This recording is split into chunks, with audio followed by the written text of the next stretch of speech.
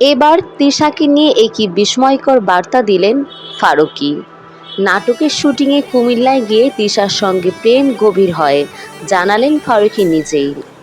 ভালোবেসে বিয়ে করেন গুণী নির্মাতা মোস্তফা সরোয়ার ফারুকী ও অভিনয়শিল্পী নুসরাত ইমরোজ তিশা। সেটা ২০১০ সালের জুলাইয়ের কথা।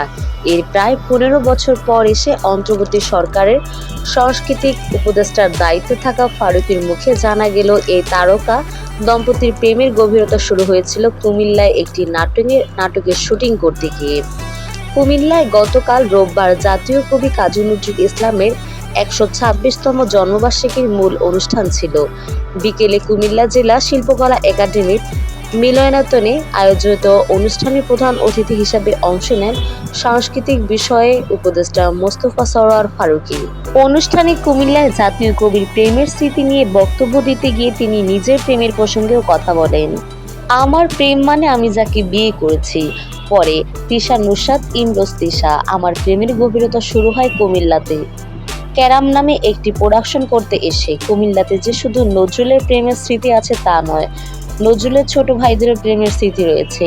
উপদেষ্টা আরও বলেন, কুমিল্লায় যখনই শুটিং করতে আসতাম কোনো কোনো জায়গায় নজরুলের স্মৃতি রয়েছে, সেগুলো নিয়ে আমাদের মধ্যে আলোচনা হতো। এবার নজরুলের জন্মবার্ষিকী জাতীয়ভাবে কুমিল্লায় পালিত হচ্ছে। ২৪শে গণ অভ্যুত্থান নজরুলের উত্তরাধিকার প্রতিপাদ্য ৩ দিনব্যাপী এই অনুষ্ঠানের আয়োজন করে সংস্কৃতি মন্ত্রণালয়। বাংলাদেশ শিল্পকলা একাডেমির সহযোগিতায় অনুষ্ঠান ব্যবস্থাপনায় রয়েছে কুমিল্লা জেলা প্রশাসন। সংস্কৃতি মন্ত্রণালয়ের সচিব মোহাম্মদ মফিদুর রহমানের সভাপতিত্বে এবারের অনুষ্ঠানে স্মারক বক্তা হিসেবে বক্তা করেন লেখক অধ্যাপক সলিমুল্লাহ খান। সলিমুল্লাহ খান বক্তব্য জাতীয় কবির বেশ কিছু লেখা উদ্ধৃত করে সেগুলো ব্যাখ্যা করেন। অনুষ্ঠানে স্বাগত বক্তব্য দেন কুমিল্লা জেলা প্রশাসক মোহাম্মদ আমিরুল কায়সার।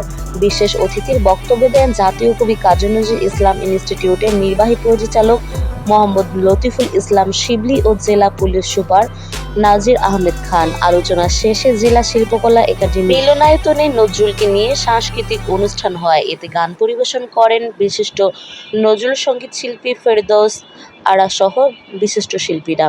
উল্লেখ্য, ২০১০ সালের ১৬ জুলাই ফারুকী ও তিশা বিয়ে করেন। ইলহাম নুসরাত ফারুকী নামে তাদের একটি কন্যা সন্তান রয়েছে।